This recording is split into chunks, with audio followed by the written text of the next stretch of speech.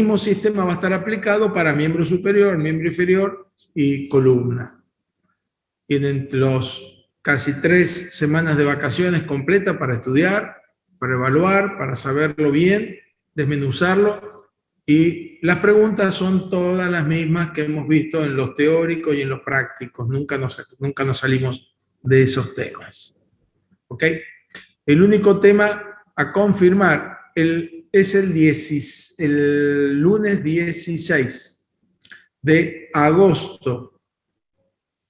Va a ser sí o sí online, no va a ser presencial, porque en la Argentina están empezando allá algunas universidades con la posibilidad de ser presencial, pero nosotros, yo ya lo tengo confirmado, este parcial va a ser online. Después veremos, ojalá podamos, aunque sea a mitad del segundo cuatrimestre, poder obtener algunas clases teóricas y conocernos personalmente.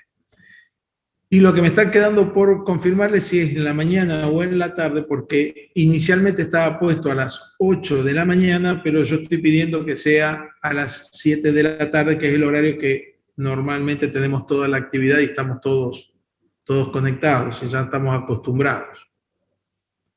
Esa semana, siempre cuando hay una semana de parcial, no hay prácticos y no hay teóricos, porque tenemos que corregir los exámenes, subirlos, así que siempre en esa semana no hay teóricos y no hay prácticos, está la semana del examen. Y por el otro lado, ustedes tienen, ya lo vamos a ver cuando veamos el simulacro, tienen que enviar el examen a su docente de práctico, que es el que tiene la grilla para poder corregirlo. ¿Ok? Más o menos para que vayan entendiendo. No se preocupen, cuando tengamos el simulacro el miércoles que viene, vamos a profundizar este tema. Solamente pares craneanos, por favor. Par craneales desde el origen aparente, el trayecto, las funciones, las ramas colaterales, las ramas terminales, las acciones, lo que hemos ido viendo en todos los teóricos y en los prácticos, para que lo tengan en cuenta, y es una autoevaluación. Sí, Luis. O Tiago. Uma consulta, professor, referente à questão do par cranial número 1 e número 2, porque a origem aparente seria, por exemplo, dijiste que seria no tronco encefálico, pero como é sensorial, acaba que, por exemplo, seria a origem aparente do primeiro par não seria mucosa olfatória e do segundo papila óptica? O sea, sí. El trayecto es eso, exactamente. Pero, por ejemplo, essa era a minha dúvida. Se haces a pergunta, a origem aparente dele mesmo seria papila... el origen... La palabra... escucha, perdón. Sí, perdón. La palabra origen no lo tomen en cuenta donde nace, porque en español, quizá en portugués pasa lo mismo, da a confusión la palabra origen. Origen quiere decir donde nace.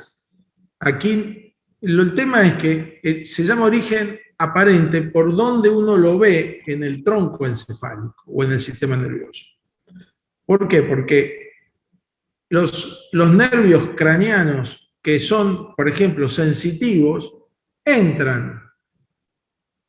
O sea que el origen, por ejemplo, de la sensibilidad del trigémino es la cara, donde empieza en la cara, y hace el trayecto y entra a través justamente de lo que vimos anteriormente, que ingresaba a través del cabo de Meckel y se mete dentro del sistema nervioso para ir a la corteza cerebral. Entonces, si uno habla de origen aparente, si uno dice dónde se inicia la vía, es diferente. El origen aparente es donde uno ve el trayecto en el tronco encefálico. ¿Se entendió? Porque si es motor, el origen aparente, uno tiene la idea de que está saliendo del tronco, no, viene de adentro, ese es el origen real. El núcleo real. ¿Se entendió? Pero normalmente no son preguntas capciosas, no son preguntas claras. No, sí, vayan a ver, no van a tener dudas, no son preguntas para... Lo que queremos saber es si van aprendiendo y si van estudiando. Eso es lo que queremos. Y una consulta entonces para cerrar. Entonces, entonces, según el tronco encefálico, el origen aparente del primer y segundo par craneal, entonces tendría que decir El cuál primer, es la estructura. el primer par craneal no lo vas a ver el origen aparente, porque el origen justamente del par craneal, del primer par craneal, está entrando ya en el diencéfalo, está entrando arriba, o sea que no lo vamos a ver, por eso no lo nombramos la vía olfatoria, pero no entramos adentro del sistema nervioso, porque para eso es el parcial del sistema nervioso, perdón, el módulo del sistema nervioso. Y la vía óptica sí, porque la vía óptica nombramos desde los nervios ópticos, porque tiene que ver el quiasma, y vimos el trayecto hasta los tubérculos cuadriceps. E aí, digamos.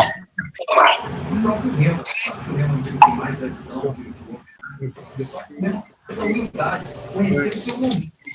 O que o operário fez com o subir? Primeiro objetivo era ficar jogando na Série D, jogando na Série D, agora, o projeto, né? Pensar.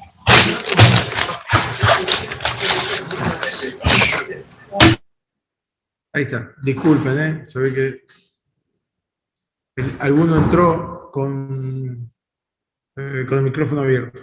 Entonces, ahí vimos más que nada, en vía óptica lo que estamos viendo, todo lo que vimos, la parte de justamente de nervio óptico, el quiasma óptico, porque tiene relación con lo que es la silla turca que estuvimos viendo.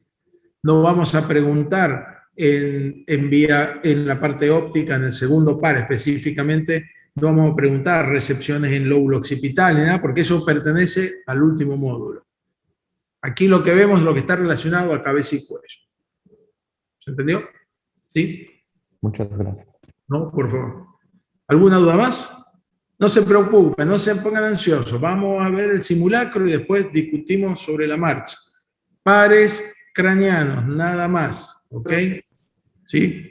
Yo tengo una duda. Sí, Alexander. No es el simulacro, pero el simulacro real que nosotros vamos a hacer, ¿cuánto vale? ¿De 1 a 10 o de 1 a 7? Porque yo me quedé con dudas porque me parece que hay un trabajo que vale 30% y no entendí mucho bien esto. Es muy fácil, es muy fácil. La universidad, eso está incluso, si lo miras bien, Alexander, está en el primer día que se envió el programa de la materia con los elementos. Sí, lo vi, pero no entendí. Ok, lo explico. Quizás en español lo entendemos más fácil o en portugués cuesta un poquito más. Pero bueno, es así. La universidad, la nota para aprobar es 4. ¿Okay? En final es lo mismo. Pero ese 4, para nosotros, la cátedra, equivale a un 6 o a un 60% de respuestas bien. Es decir, cuando el 4, ya van a ver la grilla arriba, dice, supónganse, sobre 40 preguntas, 30 o 27 o 25, no me acuerdo, porque tengo distintos exámenes. Ese es el 4. El 5 es tal, el 6 es tal, el 7 es tal, el 8 es tal, de respuestas correctas. Porque justamente el 4 para nosotros es el 60% de las respuestas correctas. Porque lo que pretendemos es, y esto incluso, yo me acuerdo cuando era justamente profesor adjunto con el titular, el doctor Barrovecchio, siempre consideramos, y hacíamos las reuniones en grupo entre nosotros, que el alumno te debía conocer por lo menos todos los temas, aunque sea un poquito más de la mitad de cada tema. Sí, por eso tomamos como regla el 60%. O sea, cuando uno en forma presencial le preguntaba y le decía, bueno, hábleme de tiroide, paratiroide, por ejemplo, que ahora está acá en la imagen, bueno, lo escuchábamos al alumno y se le hacían preguntas y por lo menos tenía que tener un 60% del concepto de lo que era tiroides, paratiroides, de irrigación, de ubicación, de relaciones, de importancia, etc. Por eso, y de ahí en adelante subimos la nota, por supuesto. Conexión con Bluetooth. ¿Ok? ¿De acuerdo, Alexandra? Sí. Perfecto. Ok.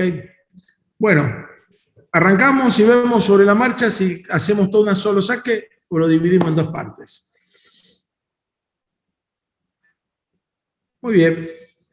Por supuesto, tuve algunos comentarios de algunos alumnos que me enviaron algunos correos electrónicos, algunos muy contentos que habían entendido y otros que me dijeron, doctor, ¿por qué no me lo explico otra vez? Porque me quedaron bastantes dudas. Es un tema netamente, y lo entendemos, y lo dijo el doctor Barrovecchi, se lo repetí yo 2 o 3 veces, que es complejo. Tómenlo con paciencia, hay que leerlo varias veces y tratar de digerirlo. El sistema nervioso central, dijimos de entrada que es el tronco encefálico, el diencéfalo, el telencéfalo, todo eso es el cerebro y las partes de abajo del cerebro y la médula espinal. Ese es el sistema nervioso central. Y los cables que entran y salen es el sistema nervioso periférico, los nervios. ¿Qué es lo que vamos a pedir en este parcial? El sistema nervioso periférico, o sea, los cables que conectan el sistema nervioso central con los receptores. Los receptores puede ser un músculo cuando es motor, puede ser sensitivo cuando es la sensibilidad. Cuando uno ve el tronco encefálico, aquí tenemos lo que se llaman orígenes aparentes. Los orígenes aparentes es el cable. Yo estoy viendo un cable acá, que es el nervio. Este nervio puede entrar o salir, pero bueno, desde el punto de vista anatómico, descriptivo, ustedes tienen que saber que en esta estructura que se llama justamente tronco encefálico, que está dividido en 3 partes, el superior, el mesencéfalo, la protuberancia, el bulbo raquídeo y hacia abajo la médula, que la vimos, el doctor Barrovecchi la dio en los teóricos de justamente de estructura de vértebra, de columna vertebral, bueno, en el interior, la médula. Entonces, los pares craneanos que estamos viendo están saliendo de todas estas estructuras. Hay 2 puntos de unión, el mesencéfalo con la protuberancia y la protuberancia con el bulbo. Hay 2 líneas transversas, 2 sectores donde se conecta unos con el otro. Se llama surco ponto-mesencefálico. La palabra es fácil, ponto, porque acuérdense que puente, protuberancia es puente, o puente de Barolio se llama. Entonces, ponto mesencefálico es la protuberancia con el mesencéfalo. Y el otro surco es el bulbo protuberancial, o sea, del bulbo con la protuberancia. Y de ahí salen todos los pares craneanos, excepto justamente lo que preguntaba Tiago, el 1 y el 2. Por eso aquí, el 1 y el 2 no tienen origen aparente, que es lo que hablábamos recién. El segundo punto es nosotros adentro, una vez que entró el cable va a ir a un núcleo interno, que no lo vamos a ver ahora, pero bueno, va a ir a un núcleo, a una estructura neuronal. Entonces, ahí vamos viendo el origen real. Por eso cuando ustedes leen sus apuntes, dice origen real, origen aparente. En este parcial entra el origen aparente. Y es esto lo que estamos hablando. Esta estructura, que es el origen aparente, que son estos sectores por donde sale, es lo que vamos a ver en este parcial. Entonces, sí. Por ejemplo, acá el surco, pode ser chamado também de surco protuberancial superior ou surco protuberancial inferior, se puede llamar así también o no? Sí, la terminología no está mal, se entiende, pero lo van a ver escrito con mucha más frecuencia, surco bulbo protuberancial y surco ponto mesencefálico. Son los nombres más habituales, pero lógicamente uno lo entiende. Si es la protuberancia, el surco protuberancial superior y el surco protuberancial inferior. Estamos exactamente diciendo lo mismo. El tercer par craneal tiene justamente su origen aparente entre medio de los 2 pedúnculos cerebrales. En el surco bulbo protuberancial, perdón, en el surco ponto mesencefálico, o como dijo Tiago, lo vamos para que vayan ubicándose, en el surco protuberancial superior, en el espacio entre los 2 justamente pedúnculos cerebrales. cuarto par, que es el troclear, viene de atrás. Es el único par craneano que su origen aparente es desde atrás. O sea que de atrás da la vuelta para adelante.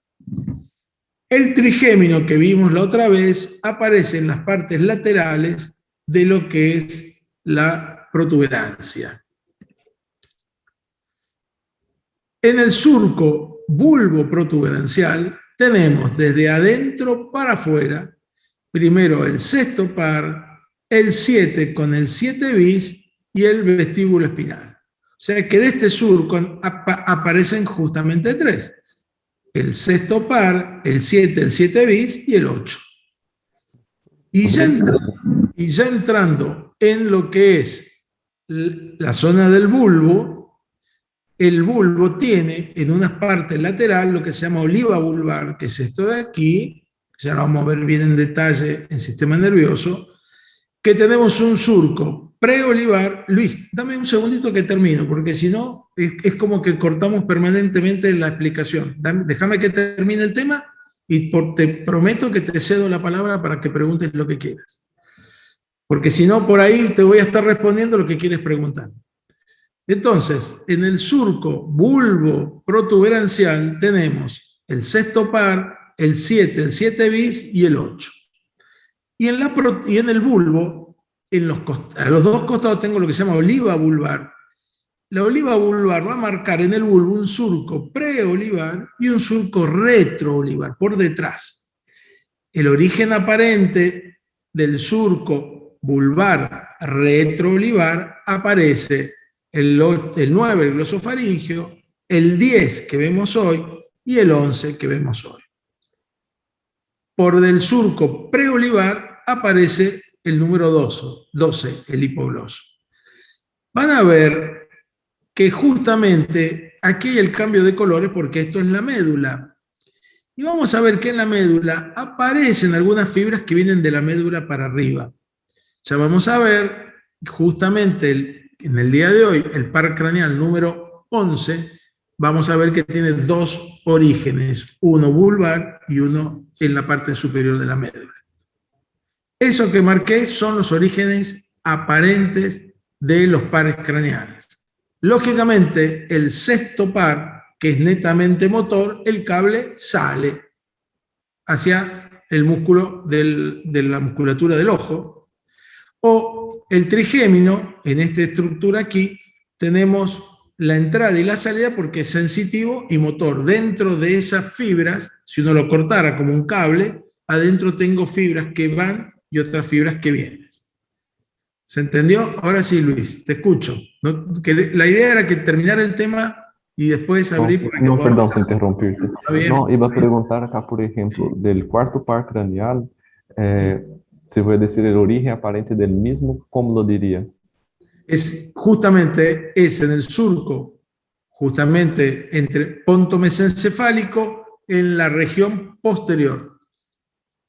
Nace desde atrás para adelante, se viene desde atrás para adelante. Puedo decirlo así, por ejemplo, si el cuarto par craneal nace el único par que nace en la cara posterior del tronco encefálico, a nivel de los colículos inferiores, ¿está bien o está mal? El colículo, el tema, yo no quería entrar en ese tema del colículo, porque eso pertenece, ya vamos a ver, cuando hablemos de cuarto ventrículo, vamos a ver de todo lo que es la parte posterior, pero eso es sistema nervioso, lo vamos a ver en el tercer módulo. Por eso no vamos a hacer preguntas relacionadas al sistema nervioso, porque esa descripción que estás haciendo, seguramente cuando uno lee en algún libro, habla de esos temas. Esos temas están más relacionados al sistema nervioso que todavía no lo hemos visto, no les quiero complicar. Lo que estamos viendo aquí es, como decíamos, el trayecto. Por eso, ¿de acuerdo? ¿Se entendió? Sí, gracias. Y perdón por interrumpir. No pasa nada, perdón, no pasa nada. Era para que justamente terminar de explicar el tema y abro siempre el debate. Ya lo saben, no me molesta que me corten, se lo he dicho varias veces. Esta imagen es lo mismo, solamente que el otro era un esquema y esto es lo que sucede justamente en una disección anatómica. Nosotros ubiquémonos, este es el tronco encefálico. Esto que está acá en el medio es el puente o protuberancia. Esta zona de acá arriba son justamente los pedúnculos cerebrales. Esto es nada más y nada menos que el bulbo, y aquí tenemos la médula. Aquí tenemos el surco superior y el inferior que hablábamos recién. Y yo aquí tengo entonces el tercer par craneal y el cuarto. Prácticamente los han marcado aquí como una pequeña, que es este que está acá, pero viene de atrás. Es el que hablábamos recién. El quinto par es justamente el trigémino con sus tres ramas, en este caso bien definidas, B1, B2 y B3. Y yo acá tengo sobre el surco, entre la protuberancia y el bulbo, el 6, el 7 con el 7 bis y el par número 8, el vestíbulo coclear. Y por aquí, si ustedes prestan atención, van a ver que acá hay como una eminencia a los costados. Esto se llama columnas vulvares y a los costados aparecen como dos pequeñas aceitunas, de ahí viene el nombre de oliva, oliva vulvar. Tenemos por detrás de esa oliva, justamente que de este lado se ve mejor, tenemos el 9, el 10, el 11 y por delante, que de este lado se ve mejor, las del número 12, el hipogloso. Desde esos cables que estamos hablando, tienen que atravesar la base de cráneo para ir al lugar de donde comienza o donde llega.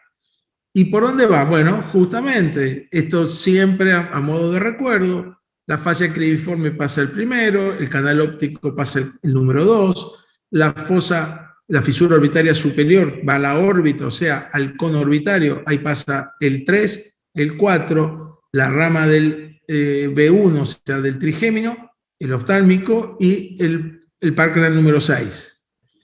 El foramen rotundo, el par craneal número trigémino, el B2, y por el oval, el número B3. Fíjense, estoy siguiendo esta línea, esta estructura, por donde me están entrando o saliendo los pares craneales. Después yo tengo la fisura orbitaria, perdón, el foramen, el meato auditivo interno o acústico interno, donde pasa el 7, el 7 bis y el 8, el vestíbulo coclear, el foramen yugular, donde pasa el 9, el 10 y el 11, que vamos a ver hoy, van juntamente, van en el mismo foramen yugular, y justamente por el canal del hipogloso, o también llamado condilo anterior, lo van a ver en algunos libros, el hipogloso. Estos son los agujeros con los cuales conectamos el origen aparente con lo que es cabeza y cuello. Por ahí entra y nos sale la base del cráneo. Esto es un poco lo que podemos ver en los exámenes. Yo puedo poner, ¿qué es esto? Número 1, y puedo poner 5 respuestas y ustedes decir cuál es la respuesta correcta. O yo puedo poner el canal óptico, o puedo poner el foramen yugular, o puedo poner el foramen magno, o puedo poner aquí el foramen rotundo, o el foramen oval, o el foramen espinoso. O puedo marcar la silla turca. ¿Ok? Eso es lo que vamos a ir viendo en el examen y en el test que vamos a ir haciendo de a poquito. Porque es trayecto y también porque es base de cráneo, que es foramina, que hemos dado un teórico específico de esto. O la otra forma de preguntar es decir, bueno, a ver, ¿qué es esto? El número 1, ¿qué es el número 2? ¿Qué es el 3? ¿Qué es el 4? Podemos elegir de todos estos los términos y es un poquito lo que marque los nombres y los pares craneales. Entonces, ahí lo teníamos al famoso sistema nervioso central. Y como dije yo anteriormente, y el doctor Barrovecchio lo reafirmó, tenemos un sistema de vida que se llama vida de relación, o un sistema en el cual es voluntario, es decir, que tenemos conciencia de las cosas. Eso lo da las cortezas cerebrales. Es decir, yo puedo decir, quiero mover la mano, quiero cerrar el puño para dar un golpe de puño, me pica la cara, me rasco o me rasco la cabeza. Es decir, todos movimientos voluntarios. Por eso se le llama vida de relación. El gusto, la visión para mirar para un costado, para el otro, todo eso, girar la cabeza, todo eso tiene que ver con la vida de relación. Pero hay cosas que no manejamos, que es el sistema nervioso autónomo. Y esto está manejado por dos sistemas que uno en algunos lugares realiza un efecto y el otro lo balancea. Es una balanza. Si el simpático en algunos sectores aumenta, el parasimpático lo va a frenar y viceversa. Y esos son los dos sistemas nerviosos que vimos. El sistema simpático está ubicado en la región tóraco-lumbar y llega a los órganos a través de lo que se denomina una cadena ganglionar simpática que tiene fibras, primero cortas, que llegan al ganglio, y después fibras largas que van del ganglio al lugar a donde va a ir. Fíjense, tenemos la glándula lagrimal, el iris, las glándulas salivares, el corazón, el pulmón, los pulmones, el hígado, el estómago, el páncreas, el intestino, el útero, la vejiga. Es decir, todo lo que es involuntario lo manejan estos dos sistemas, simpático y parasimpático. Entonces, el simpático es tóraco-lumbar y va a esta cadena simpática. Y esta cadena simpática, ¿cómo llega al lugar? Por las arterias. Es decir, el simpático va por las arterias.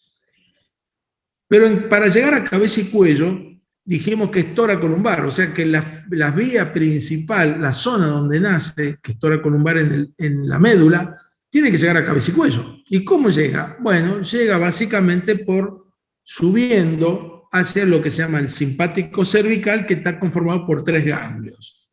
Ganglio cervical superior, el medio y el inferior. Y llega a cabeza y cuello por la carótida externa o por la carótida interna, es decir, rodeando las arterias. Y esto es un poquito lo que vimos la otra vez, a modo de repaso, justamente el ganglio cervical superior. Estos son todos los elementos que vamos a ir viendo, no lo voy a repetir hoy, lo vimos en la clase pasada, pero para que se ubiquen a dónde va. El ganglio cervical medio, a dónde va, laringe, tráquea, faringe y esófago. Y por último, el ganglio cervical inferior o estrellado, este de acá abajo, que va a miembros, la subclavia, y los 3 tienen que ver con el plexo cardíaco. Esto lo vamos a ver un poquito mejor cuando veamos corazón. El otro sistema, el parasimpático, es cráneo sacro, es decir, no va por la parte de la cadena simpática, sino que va usando los cables de los pares craneanos. Va por dentro de los pares craneanos.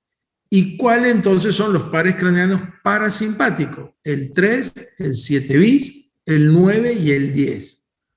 Hoy estamos repasando todo esto porque vamos a hablar del 10.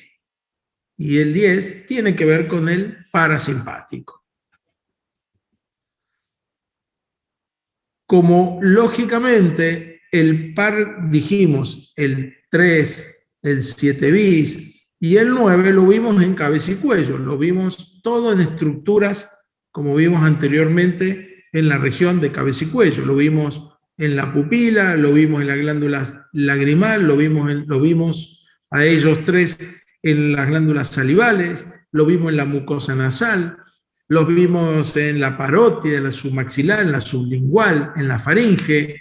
O sea, ahí está funcionando el 3, el 7 bis y el 9.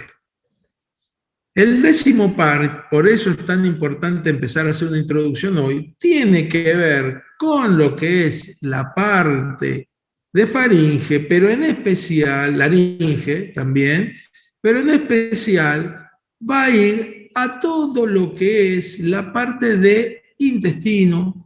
Vamos a ver que tiene que ver con el páncreas, con el hígado y con hasta el ángulo esplénico, o sea, hasta este sector.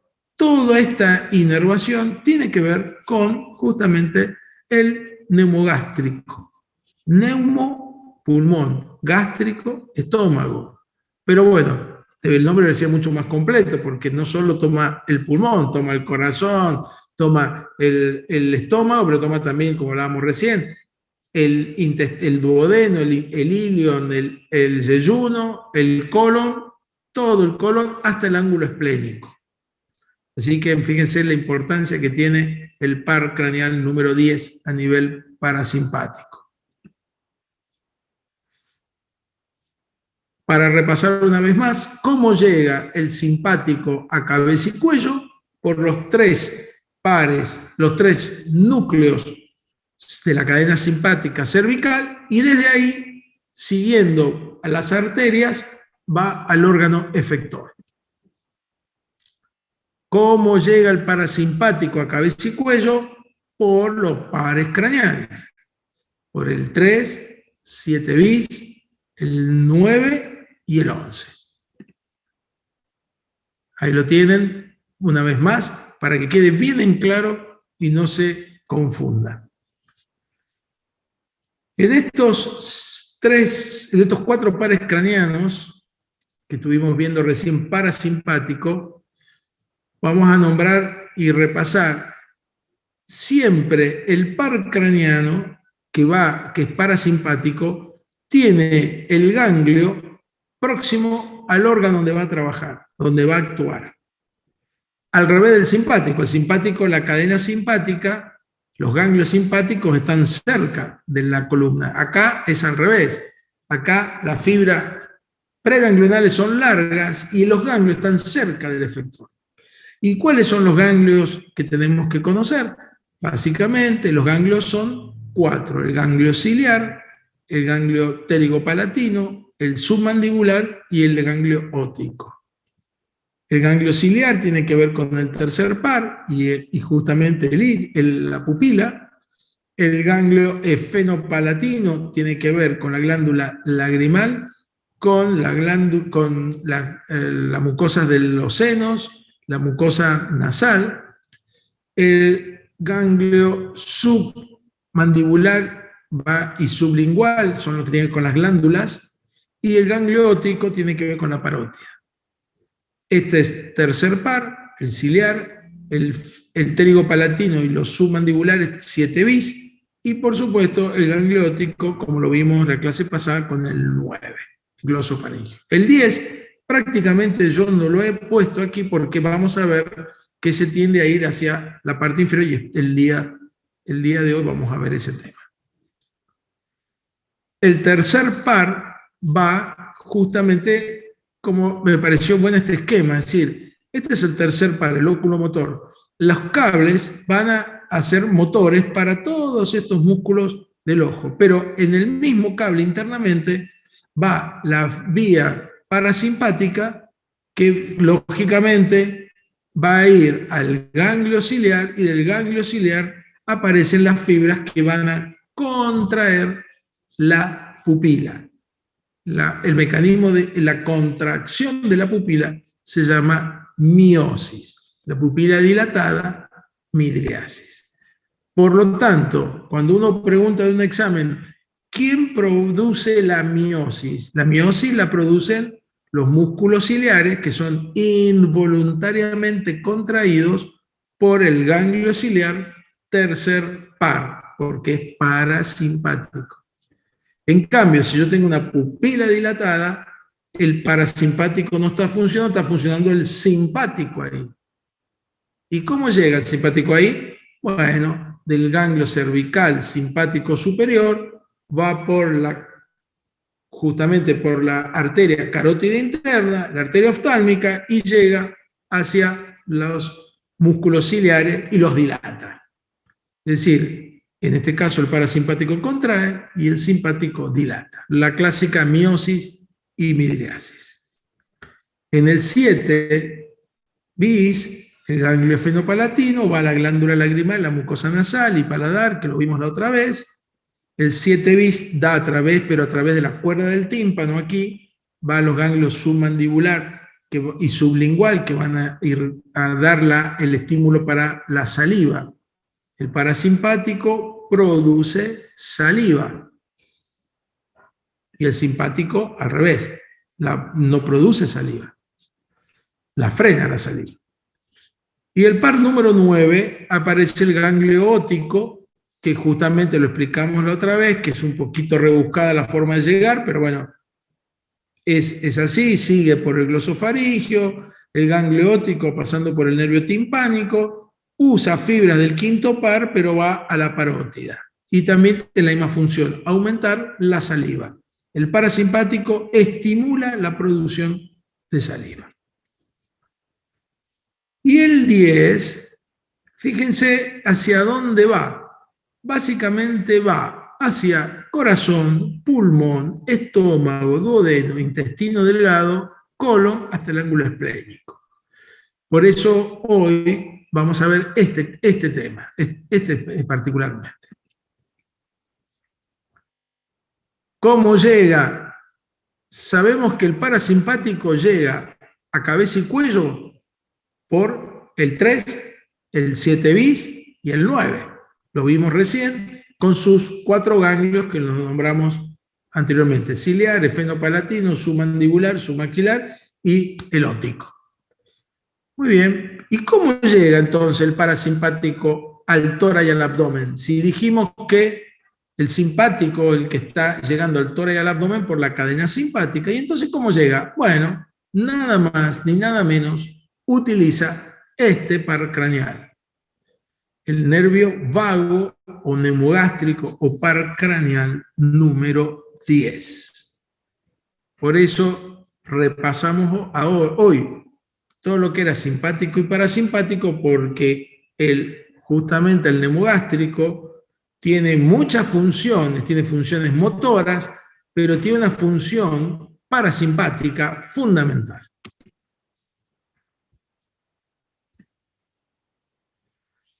Siempre que ustedes estudien un nervio, origen aparente, el trayecto y a dónde va. El origen aparente, ya lo vimos recién, está del surco retroolivar. Volvemos a ubicarnos. Este es el bulbo, esta es la oliva vulvar acá a los costados, este es el surco preolivar y este es el surco retroolivar. El surco retroolivar nacen 3 nervios: el 9, el 10 y el 11. El 9 por arriba, el 10, justamente que es el que estamos viendo ahora, y el 11 que lo vamos a ver enseguida, que está por debajo. ¿Ok? 9, 10 y 11. Desde ahí, aquí los tenemos, como lo vimos anteriormente, repasando acá de este lado, 9, 10 y 11. Desde ahí, cruza para llegar, calculen que va al estómago, al colon, al intestino delgado, al corazón, al pulmón. ¿Cómo llega si está acá arriba en el cráneo? Bueno, cruza por el foramen yugular, con la vena yugular interna, el 9, el 10 y el 11, y desde ahí, aquí lo tenemos visto del otro lado, el foramen yugular, y desde ahí lo tenemos de nuevo, y desde ahí, una vez que sale, va a bajar por el cuello para llegar al tórax. Después va a seguir al abdomen. En el cuello, por eso es que vamos a ver que yo dividí el estudio del par craneal número 10 en 3 sectores: en cuello, tórax, abdomen, tórax y abdomen. En cuello, justamente foramen yugular, va bajando por lo que es el paquete vasculonervioso. Desde el paquete vasculonervioso, justamente el neumogástrico se encuentra o va asociado con la arteria carótida primitiva y con la vena yugular interna. Si lo quieren estudiar más fácil, es como que el par craneal el número 10, va acompañando a la yugular interna. Dijimos que venía del foramen yugular y va acompañando a la vena yugular interna. En ese trayecto va a dar ramos en el cuello, que son estos 3 elementos, 3 ramos motores, que son estos 3 que están aquí. Hay ramos motores que van a ir a conformar el plexo faríngeo. Pregunta de examen. ¿Quién forma el plexo faríngeo? 3 elementos. Fundamentalmente el 9, el 10 y justamente la cadena simpática. O sea, la parte, el simpático llega ahí. Y uno dice, bueno, y si llega el simpático, ¿por qué no llega el parasimpático? El parasimpático está llegando. Lo que pasa es que está llegando por el 10º par. Llega el plexo faríngeo y va a dar inervación motora a los músculos de la faringe y el alvéolo del paladar. Lo vimos en cada uno de estos temas. Y va a dar la parte de glándulas en la faringe. O sea, la secreción simpática, perdón, parasimpática, en contraposición a la simpática, en esa zona. El segundo ramo que da también, que es importante, es el nervio laríngeo superior. El nervio, justamente, laríngeo superior, tiene relación con la laringe, por ahí viene el nombre. Ya vamos a ver en detalle esto cuando veamos laringe, que no es la semana que viene, sino la otra. Y tiene un nervio que se llama recurrente porque va a dar la inervación a la laringe, pero también llamado laringio inferior. Es decir, en este sector, en cabeza y cuello, estamos hablando particularmente en cuello, el neumogástrico da ramas motoras para el plexo faríngeo y ramas parasimpáticas. Da ramas motoras para el laringio superior y sensitivas, y da ramas motoras para el laringio inferior o recurrente. Si uno mira este laringio inferior, tiene una palabra acá, recurrente. Recurrente quiere decir de que baja y da la vuelta y sube. Es un poquito rebuscado a dónde da la vuelta este nervio, porque justamente embriológicamente, cuando nos hemos desarrollado, está muy próximo, pero a medida que va creciendo nuestro cuerpo, ese nervio se fue estirando y entonces da una vuelta que se llama nervio recurrente. Recurre, o sea, llega a la laringe desde abajo. ¿Ven? Viene por aquí, ya vamos a ver dónde da la vuelta y sube. En cambio, el laringio superior va directo. Esa es una diferencia importante que van a tener en cuenta. Aquí nos encontramos con el famoso paquete vasculonervioso del cuello. Lo vamos a ver también en forma intensiva cuando veamos la parte vascular de cabeza y cuello.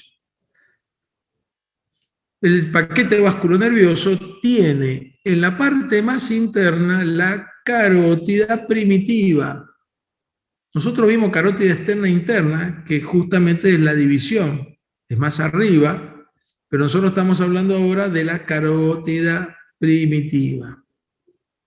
Siempre el organismo trata de guardar los elementos más nobles, más profundos, cuidándolos más. Entonces, mete a la carótida primitiva bien adentro, bien pegada a la tráquea y a la laringe. Hacia afuera tenemos la yugular yugular interna. Y por detrás, en un espacio, en un ángulo formado entre la arteria carótida primitiva y la yugular interna, tenemos aquí el protagonista del día de hoy, que es el par craneal número 10. Cuando uno hace un corte en el cuello, en las películas vieron que esto hace como una explosión de sangre que sale. Bueno, eso lo que están demostrando es que uno cortó la carótida primitiva. La carótida primitiva, ya la vamos a ver, es rama directa de la aorta y la aorta es rama directa del ventrículo izquierdo. Conclusión, es como que el empuje que hace el corazón con la sístole empuja 70 mililitros por contracción. Cada contracción tiene 70, el volumen sistólico de 70 mililitros. Calculen ustedes, en pocos minutos perdemos la volemia que es lo que se ve en muchas películas cuando se corta acá al costado la carótida, esa explosión de sangre que uno ve. Esa es la carótida primitiva. Y acá viene el famoso tema de los nervios del neumogástrico, que da la vuelta, el recurrente que se llama. Si uno presta atención a esta imagen, acá yo tengo la laringe, tengo la tráquea en el medio, aquí tengo la tiroides, que ya la vamos a ver la próxima clase. Hacia los dos costados tengo las dos carótidas primitivas. Dijimos que pegadito y por detrás de la carótida primitiva va bajando los neumogástricos, que lógicamente son dos, el neumogástrico del lado izquierdo y el neumogástrico del lado derecho. ¿Hacia dónde van? Y bueno, van hacia el tórax y van hacia el abdomen. Van haciendo el trayecto hacia abajo. Cuando llegan a la arteria subclavia del lado derecho, emite aquí su rama recurrente derecha que va hacia los músculos laringe. Su nervio hasta aquí, hemos visto, estas fibras son motoras, contraen los músculos laringe. Yo estoy hablando porque mi neumogástrico está funcionando bien. Entonces, ¿dónde da la vuelta? Típica pregunta de examen de anatomía. La vuelta del lado derecho lo da la arteria subclavia derecha. En cambio, el neumogástrico izquierdo que va bajando, junto con la carótida primitiva y la yugular interna, el callado, la vuelta, la da justamente al callado de la aorta. Y desde ahí sube, por eso es recurrente, hacia los músculos laringe del lado izquierdo. Por lo tanto, el recurrente derecho, la curva la da la arteria subclavia derecha, el recurrente izquierdo, la recurrencia, o sea, la curva de la rama, la está dando al callado de la aorta, tirando hacia la izquierda, por supuesto. Entonces, justamente cualquier problema que yo estoy teniendo en la subclavia me va a afectar del lado derecho, problema de la arteria subclavia derecha. Y cualquier problema de aneurisma, de problemas del callado de la aorta, me puede afectar el recurrente izquierdo, que es este de aquí. Estos nervios, los dos recurrentes, pasan por detrás de la tiroides y se meten hacia la laringe para inervar los músculos laringe, que ya lo vamos a ver en una clase.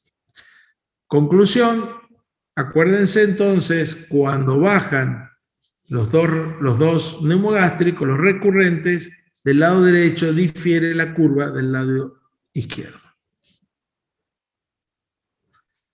Esto es para que tengan ustedes una idea visto desde atrás. ¿Cómo me ubico? Yo aquí justamente, ubiquémonos bien desde atrás. Yo acá tengo el esófago y la tráquea. Esta es la tráquea con los dos bronquios. Y por delante tengo el callado de la aorta. Esto es visto desde atrás. El neumogástrico izquierdo, por eso parece que estuviera mal escrito. Acuérdense, como lo veo desde atrás, es como que yo estuviera de frente, como me pasa a mí. Yo estoy viendo mi brazo izquierdo, me está marcando ahí el neumogástrico izquierdo, porque estoy viendo desde atrás. Aquí yo tengo el neumogástrico izquierdo y aquí tengo el neumogástrico del lado derecho. Y los recurrentes, uno está justamente a la carótida, a la subclavia derecha, y el otro lo está dando hacia el callado de la aorta. Y suben hacia lo que es encontrarse con la laringe pasando por detrás de la tiroides.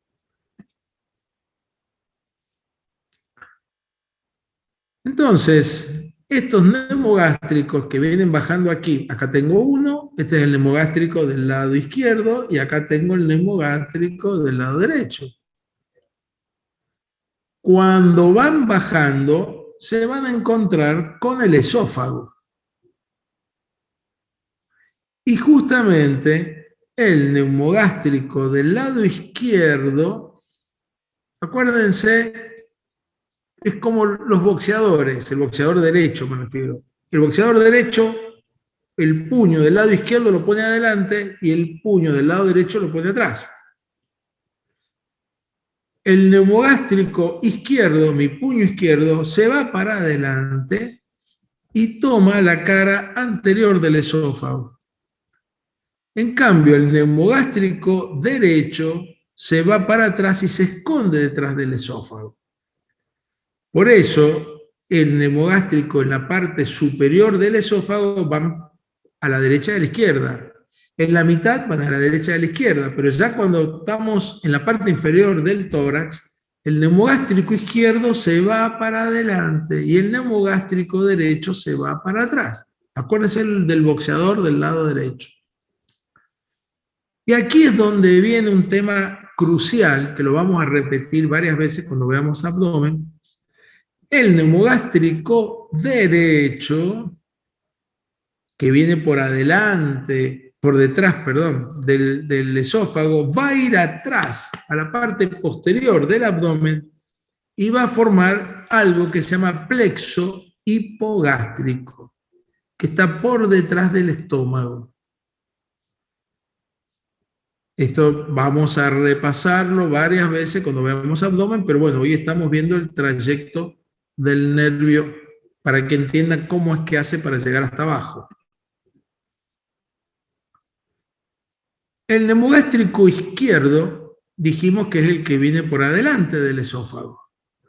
Una vez que pasó justamente el hiato del esófago por donde cruza el esófago y va a transformarse después posteriormente, continúa en el estómago, en esto que se llama cardias, el neumogástrico izquierdo justamente va a estructuralmente va a dar una rama que va al hígado, una rama hepática, una rama que va justamente al píloro y una rama que va justamente a todo lo que es la curvatura menor del estómago. Conclusión. El neumogástrico que llega al estómago, al hígado, a la vesícula y al píloro es el neumogástrico izquierdo, que es el que está delante. Vuelvo a repetir. Son dos neumogástricos en cuello. Son dos neumogástricos en la parte superior y media del tórax, el derecho y el izquierdo. Pero en la parte inferior del esófago, el neumogástrico izquierdo se viene para adelante y el neumogástrico derecho se va para atrás. El que se va para adelante, el izquierdo, va a dar la inervación parasimpática del cardias, que es la parte de la unión del esófago con el estómago, la curvatura menor, el hígado, la vesícula biliar, el píloro y la contracción del músculo.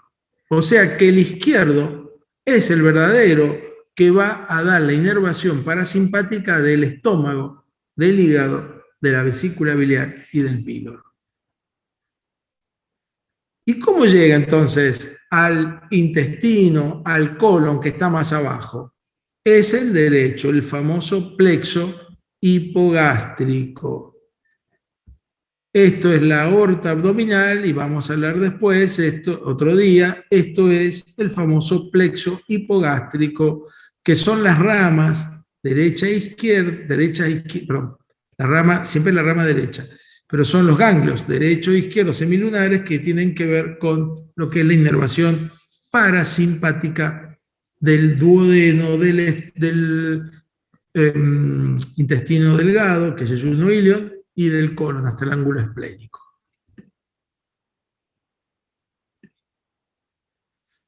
Y este esquema representa eso. Si el corte yo lo hago acá arriba, a nivel, esto es el esófago, en la parte superior, el neumogástrico izquierdo y el derecho van al costado. Y entonces el neumogástrico izquierdo se transforma en anterior y el neumogástrico derecho se va para atrás. Acuérdense como el boxeador. Y cuando estamos abajo, a nivel ya de estómago, este que es el neumogástrico izquierdo va a inervar el cardias, el fundus gástrico, la curvatura menor, el píloro, que es muy importante, el vaciado gástrico, el hígado, la vesícula biliar. Y el que va atrás, que es el tronco posterior, o sea, el derecho que se va para atrás, va al plexo hipogástrico.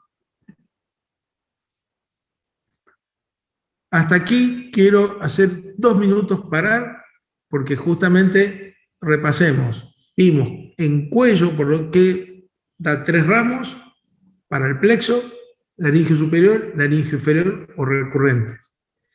En la zona del tórax vimos que tiene relación con el esófago, tiene relación, ya vamos a ver, con el corazón y con los pulmones, los bronquios, y hacia abajo, en el estómago, se transforman el neumogástrico derecho se transforma en neumogástrico posterior y el neumogástrico izquierdo se transforma en neumogástrico anterior para justamente inervar el estómago, la vesícula biliar, el hígado y el píloro y el cardias, que es la parte de arriba, y curvatura menor, y el que está atrás, o sea, que es el posterior, que es el derecho, va a formar el plexo hipogástrico que después va hacia el resto de las vísceras.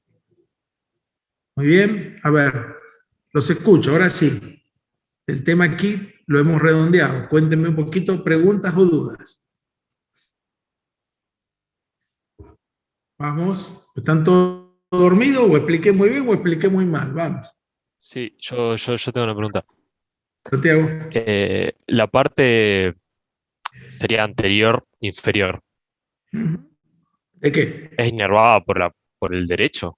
Porque ¿Inferior? ¿De qué? No te entendí. ¿De qué? del abdomen. Sí. ¿Es inervada por el derecho? Porque el izquierdo termina a nivel del estómago, sería. Exactamente. El derecho, el izquierdo termina en el píloro. El derecho, todo lo que es intestino, todo lo que es yeyuno, ilio, ni colon, es el derecho. Exactamente, justamente por el plexo hipogástrico. Así es, tal cual. Ok, gracias. No nada. ¿Sí? ¿Ok? Bueno. Dijimos entonces. Profe, una pregunta. Profe, perdón, Sí, una consulta. ¿Cómo se llama el lugar donde el neumogástrico anterior se divide en las ramas del estómago? Más o menos. no, ¿Cómo es? el hiato esofágico. Ese.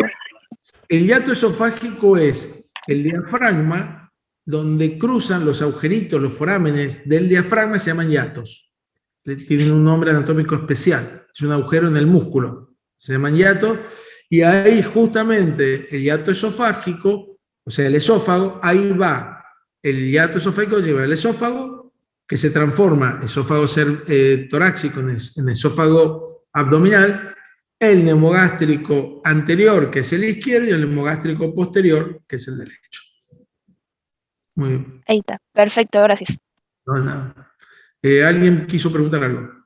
Justo le di la palabra a Abril.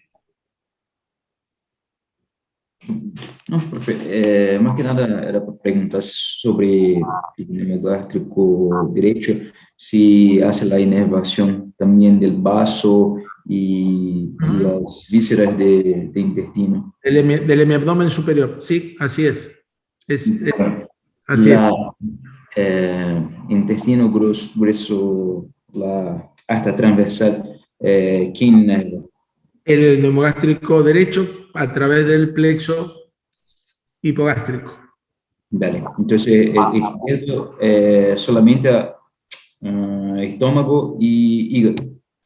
Estómago, claro, exactamente. Todo el estómago, o sea, el cardias, la curvatura menor, el cuerpo, el fundus gástrico y el píloro. Al lado tenés la vesícula, al lado tenés el hígado. Y por supuesto a la izquierda tenés el vaso. Exactamente. Profesor, hablaste de la curvatura menor y la curvatura mayor del estómago, ¿qué inerva? También. El mismo izquierdo emite ramas porque baja el neumogástrico izquierdo, baja pegado a la curvatura menor, pero emite ramas que llegan hasta contraer. Abraza No, el no. órgano. Bien. Ok. Y en ese caso, entonces, el derecho va dijiste las estructuras, entonces, ángulo esplénico, jejunum, íneo, duodeno. Va del duodeno, el trayecto es duodeno, el intestino delgado que se llama yeyuno ilio, el colon, el ciego, el colon ascendente, el colon transverso hasta el ángulo esplénico.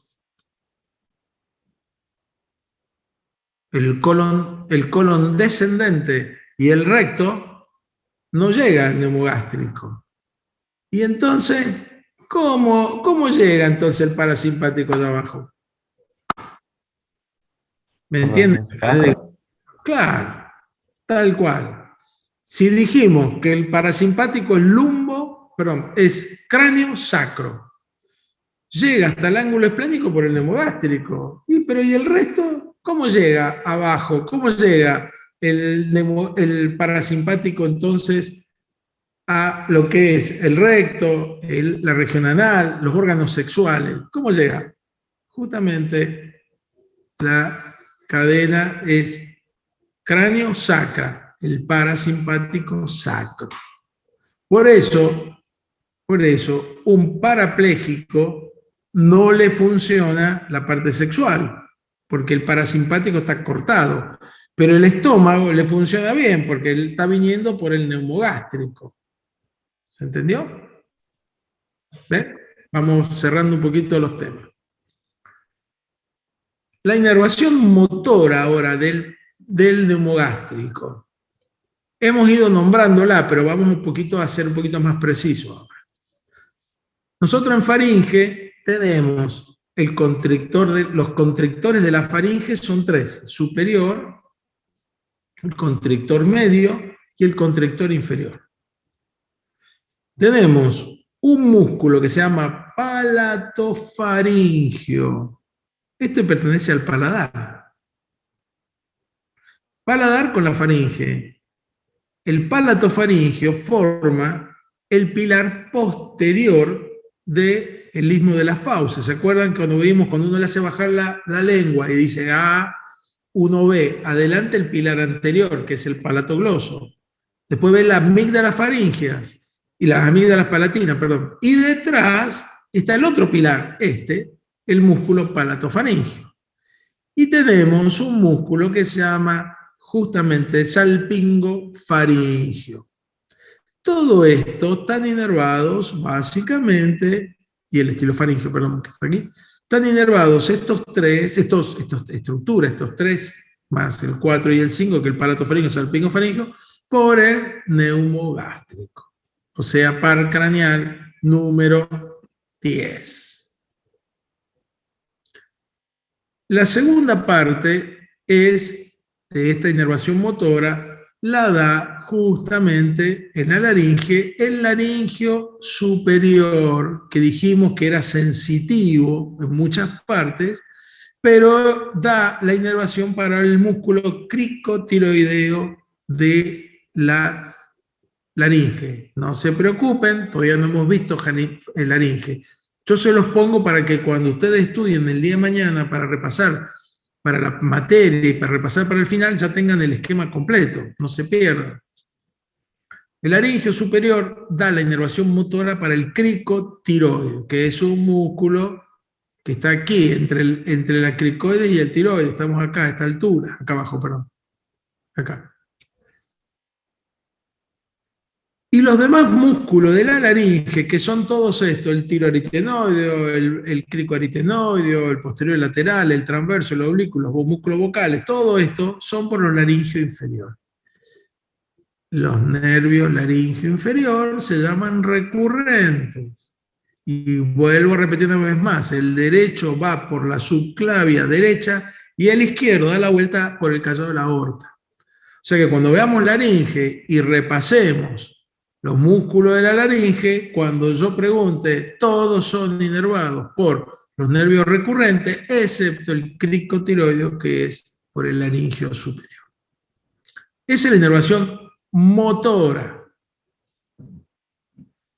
En la lengua, este nervio da la inervación al palato gloso, es decir, el pilar anterior. Y da la inervación también al paladar blando. ¿Se acuerdan cómo llega al paladar blando? ¿Quién dijimos que inervaba el paladar blando? Básicamente, lo dijimos, son el plexo justamente faríngeo, da ramas al paladar blando. Y estas ramas son el 9 y el 10. Ese es el plexo faríngeo, ahí tenemos al paladar blando. Inervación motora estoy hablando, ¿eh? Aquí lo tenemos. ¿Se acuerda? El paladar blando tiene 5 músculos: palato gloso, palato faríngeo, el elevador del paladar, el tensor del paladar y el de la úvula. Y acá al lado tienen los nombres, por si alguno tiene otra clasificación: el palato gloso o gloso estafilino, el palato faríngeo, faringo estafilino. Esto, aquel que aprende de cero anatomía, aprende a hacer la terminología que corresponde, que es esta de aquí.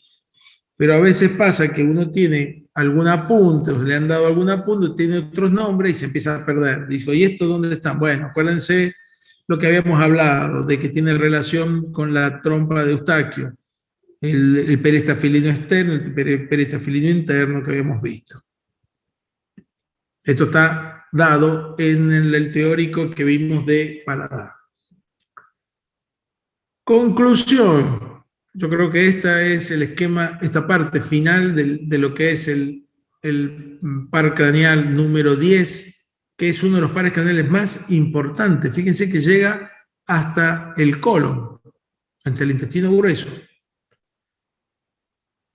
Es sensitivo, sensorial, especial, que se llama, sensorial clásico, motor y autónomo. Miren la cantidad de fibras que lleva y de características que tiene este par craneal. Sensitivo, da la sensibilidad a la laringe, a la faringe y a la laringe. ¿Por dónde da esta sensibilidad? Por el nervio laríngeo superior. Es sensitivo especial visceral. Es el que da la parte parasimpática al corazón, al pulmón y a las vísceras. En el corazón, lo frena el corazón. Es bradicardizante. El parasimpático frena el corazón, la frecuencia cardíaca. Provoca justamente acción en los pulmones. Y por el otro lado, en las vísceras, como dijimos anteriormente, produce contracción de las vísceras. Fíjense cómo trabaja el parasimpático. Frena el corazón, provoca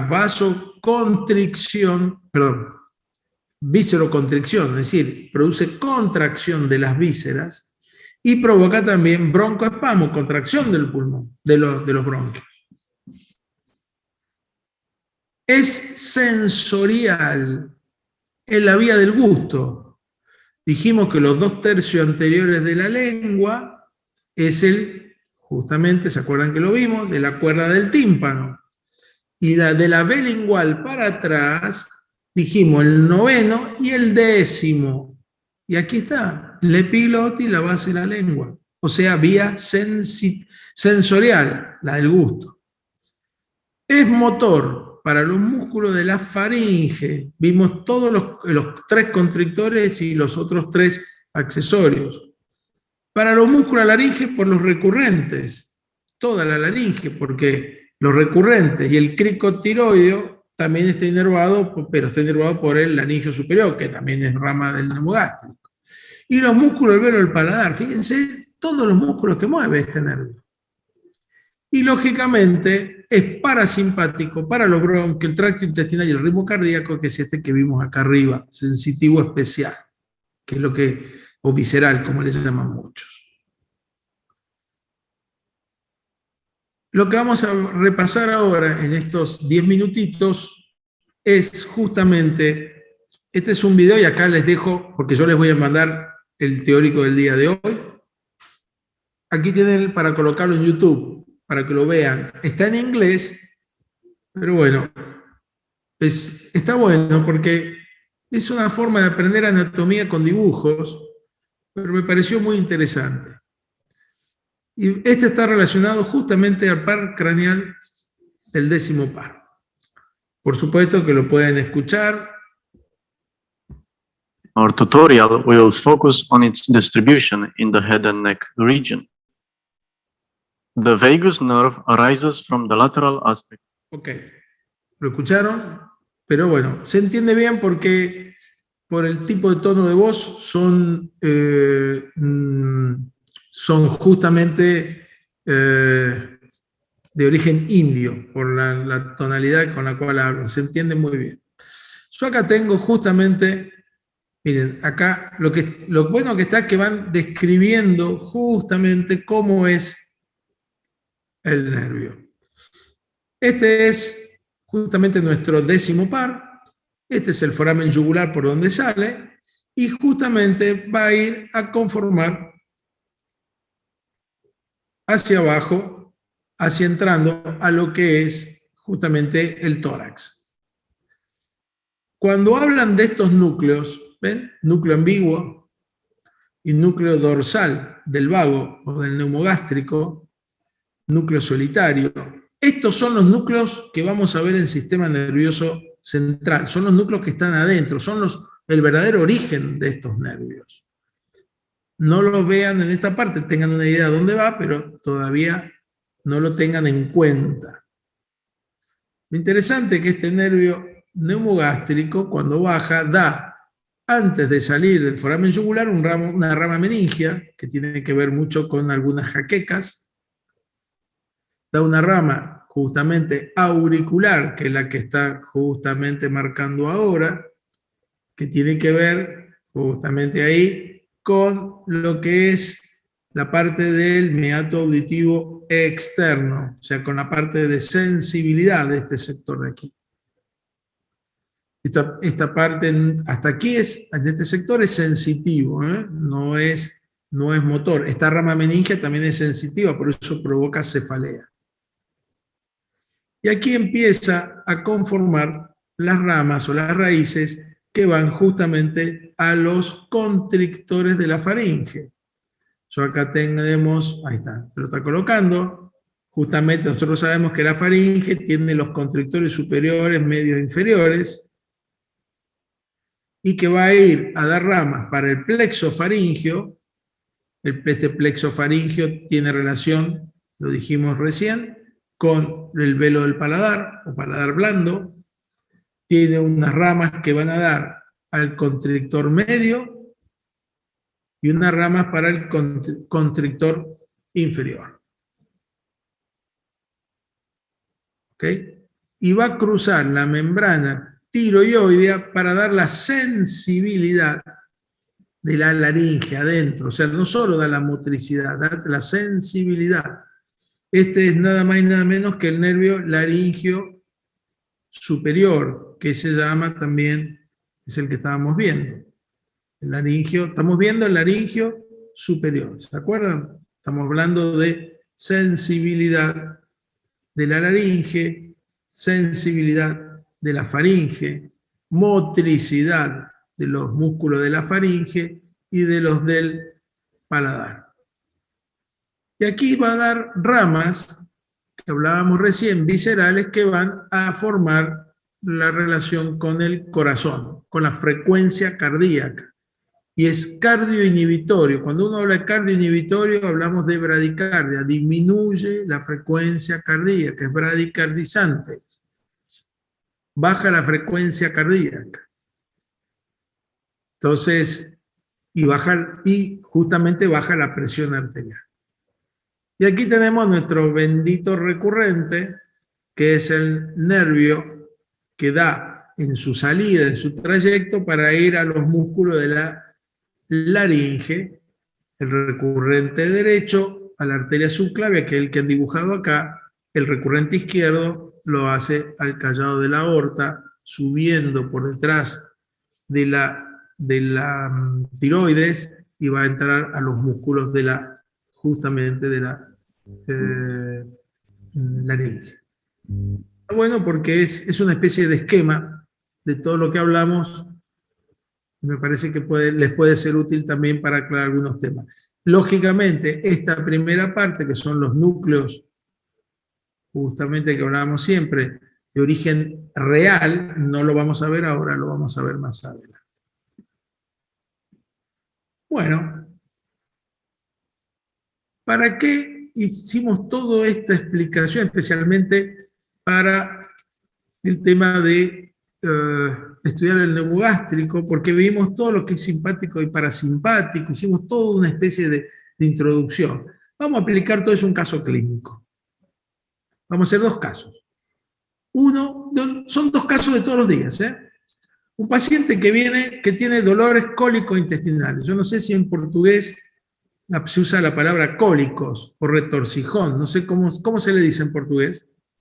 Igual, Igual. Só cólica. para el femenino, cólicas. Cólicos, igual.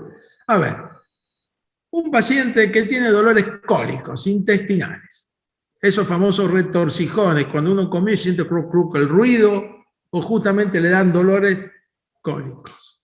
Muy bien. ¿Qué sistema está funcionando más? ¿El simpático o el parasimpático acá? A ver. ¿Qué les parece? El parasimpático. Parasimpático.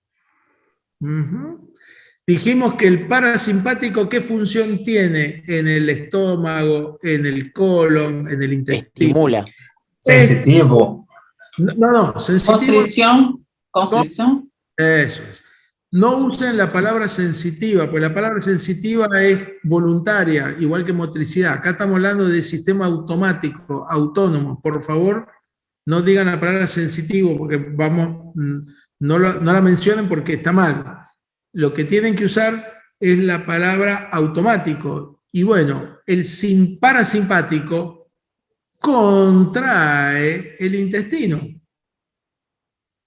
Entonces, este paciente... Sí, que sería la constricción que yo les dije. Constricción o cólico. Entonces, ¿cuál es el sistema que está funcionando más aquí? ¿El simpático o el parasimpático? Definitivamente, el parasimpático. El parasimpático es el que estimula la contracción del estómago, del duodeno, del colon. El derecho va a ir más a intestino y colon, y el izquierdo, que es el anterior, va a ir más a estómago, píloro, vesícula biliar e hígado. O sea que cuando uno tiene dolores cólicos de intestino, es el parasimpático. ¿Ok?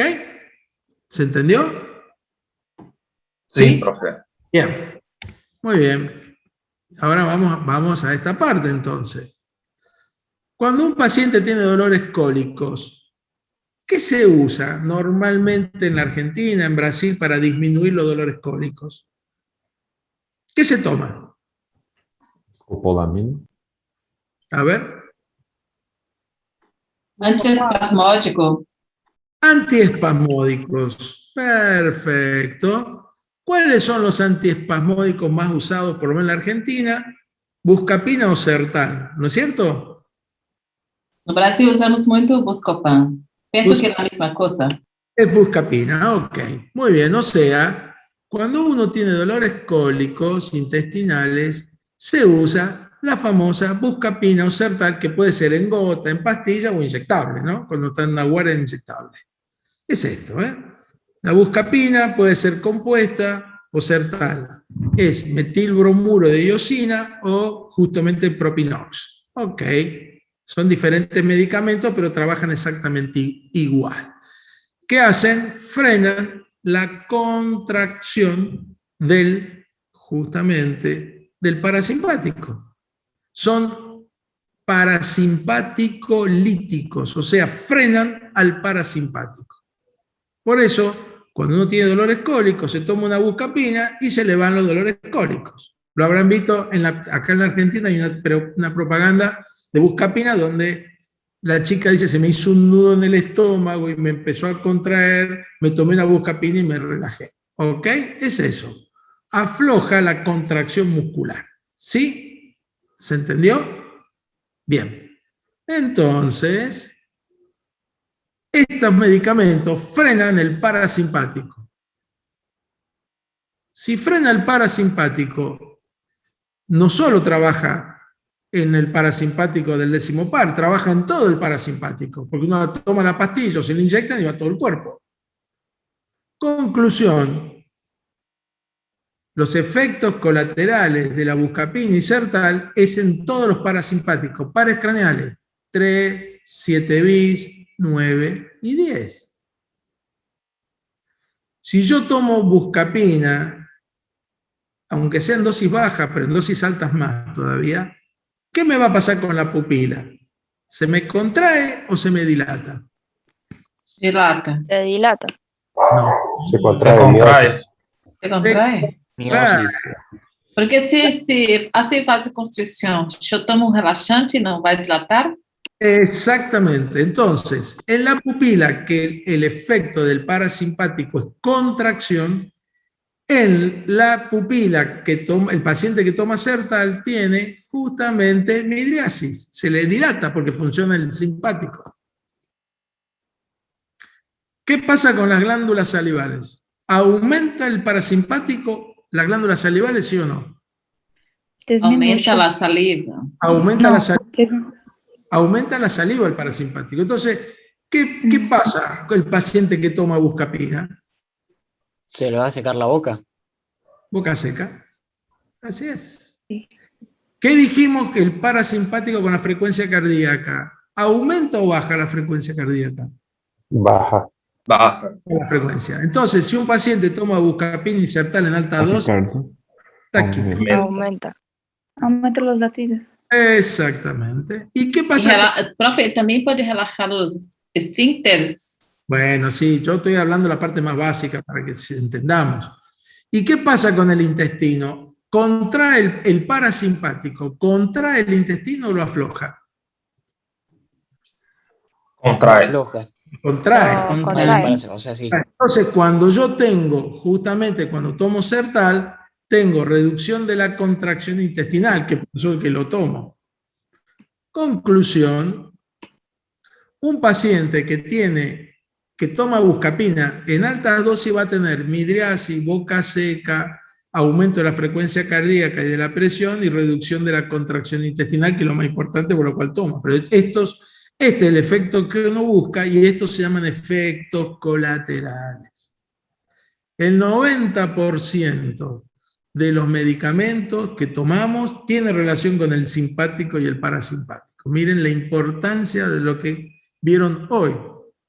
Entonces, estamos hablando de efectos colaterales que ustedes lo van a ver en tercero o cuarto año de medicina, pero el fundamento anatómico está aquí. Sí. Podríamos decir que es un antagonista del sistema parasimpático. Claro. Todos, cuando ustedes estudien más adelante, van a ver que hay agonistas y antagonistas. O sea, hay medicamentos que estimulan el parasimpático y hay medicamentos que frenan el parasimpático, como este. Este lo frena. Es un parasimpático lítico. O hay medicamentos que estimulan el parasimpático. Se llaman parasimpático miméticos.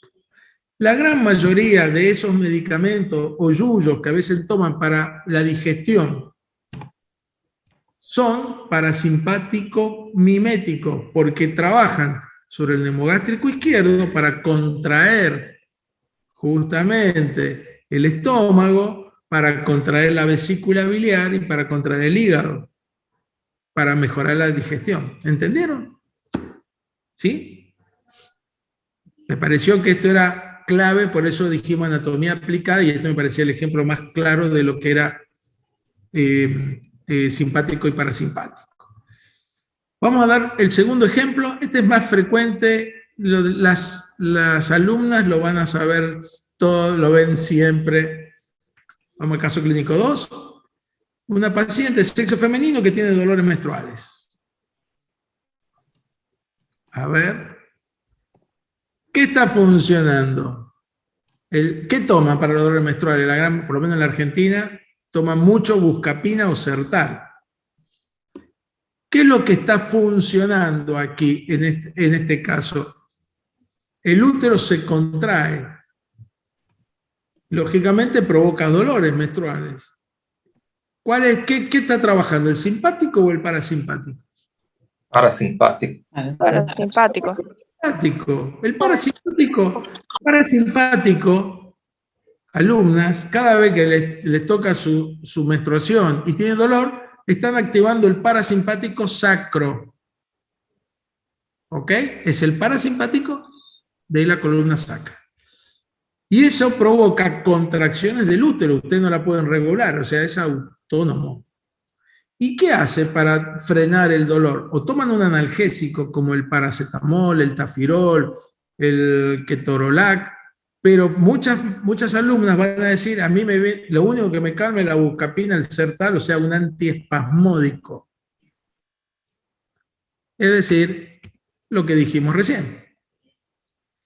¿Y qué efectos colaterales tienen las pacientes que toman buscapina y Sertal? Ya lo dijimos, la pupila se dilata, las glándulas salivales se ponen secas, la frecuencia cardíaca aumenta y por supuesto reduce la contracción intestinal. Cuando una alumna toma mucha cantidad de buscapina o Sertal porque tiene dolores justamente menstruales, tiene la boca seca, le aumenta la frecuencia cardíaca y le reduce la contracción del intestino, o sea, evacúan menos. Por eso que las mujeres, uno de los factores por los cuales también se enlentece el tránsito intestinal cuando están con la menstruación, que se les reduce, tiene que ver con la ingesta de estos medicamentos. O sea, exactamente los mismos efectos, iguales efectos cuando uno toma buscapina para un dolor de intestino. ¿Entendieron? Es un juego de simpático y parasimpático. Cuando uno toma una pastilla o se le inyectan, trabaja sobre todo el parasimpático. Trabaja sobre el par craneal número 3, trabaja sobre el par 7 bis y el par 9, y la frecuencia cardíaca le da el par craneal número 10, que es el que acabamos de ver. Pero cuando vemos y hablamos de útero, estamos hablando de parasimpático, pero la columna sacra. En cambio, los efectos de acá arriba están dados a nivel central. ¿Comprendieron? ¿Sí? Va. Bueno, entonces, ¿les parece que hagamos 5 minutitos de relax? ¿O quieren seguir? Yo no tengo problema, lo que sí denme en un minuto para tomar un poco de agua, pero si les parece 5 minutitos y retomamos. Dale, Sí, puede ser. sí, profe. Dale, profe. No se desconecten mucho porque miren que es muy poquito, ¿eh? Regreso en menos de 5 minutos. Vamos.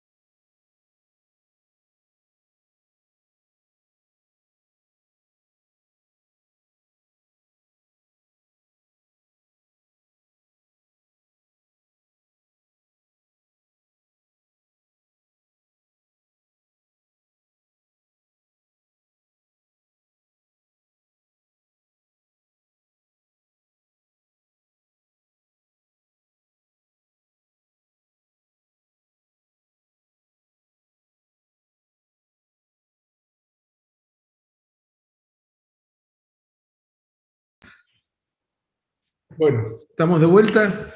Me fui a tomar algo para poder hablar, porque la verdad que este es un tema súper apasionante, porque lo principal es cuestiones farmacológicas pasan con lo que acabamos de ver. Aunque ustedes no lo crean, en primer año ya están aprendiendo todo lo que es la parte farmacológica y lo van a tener que volver a repasar cuando lleguen al tercer año. En tercer año, cuando les digan qué vieron la anatomía de simpático y parasimpático, bueno, es todo esto que estamos viendo el día de hoy. Por el contrario, si yo tomo un medicamento que es simpático mimético, o sea, que me estimula el simpático, me va a provocar midriasis, me va a provocar boca seca, me va a provocar taquicardia, hipertensión y disminución de los tránsitos intestinales. Eso es lo que pasa cuando uno se pone nervioso cuando va a rendir un examen. Cuando ustedes van a rendir un examen, liberan adrenalina y noradrenalina, que es justamente el transmisor simpático, y les pasa eso. La pupila dilatada, la boca seca, se siente que el corazón hace taquicardia, o sea, con frecuencia cardíaca alta, le sube la presión y disminución del tránsito intestinal. Ese es el mecanismo, ahí lo están viendo.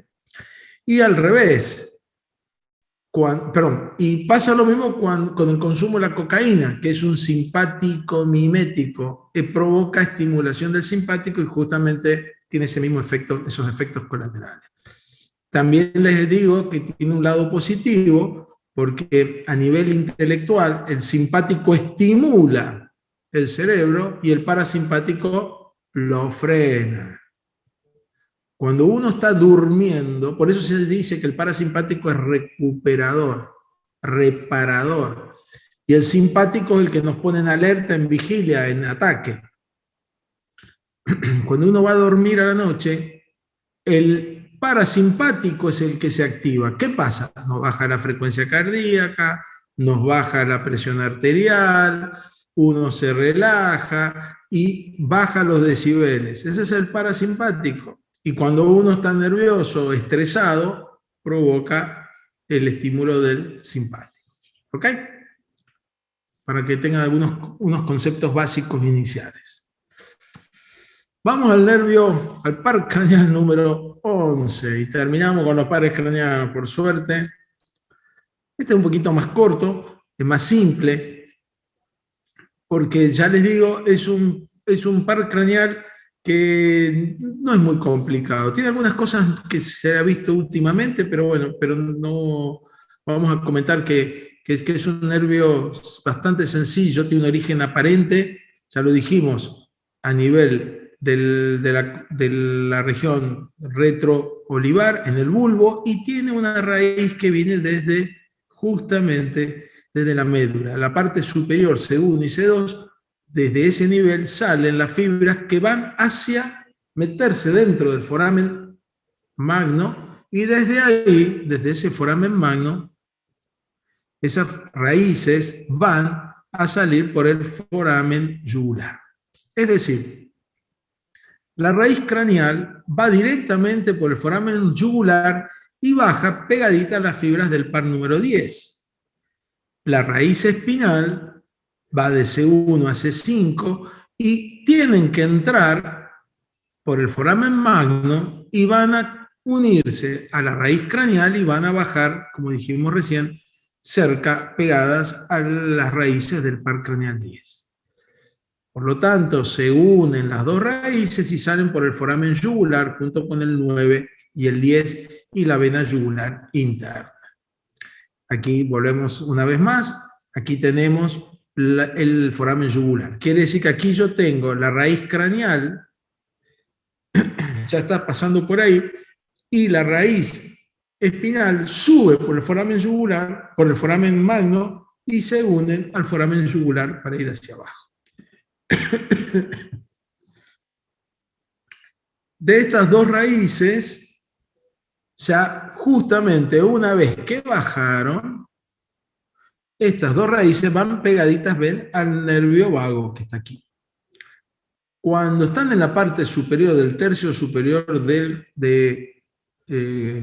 cuello, el nervio accesorio o espinal no va a la cara, va a las fibras van justamente al esternocleidomastoideo y al músculo trapecio. Tiene dos raíces que van justamente a inervar el músculo esternocleidomastoideo, que es el músculo que se observa en la cara lateral del cuello, que es el que nos permite girar la cabeza, y el trapecio, que es el músculo, aquel que hace gimnasia, hace deporte, es el músculo que hace el triángulo superior, es el músculo que justamente me sube el hombro.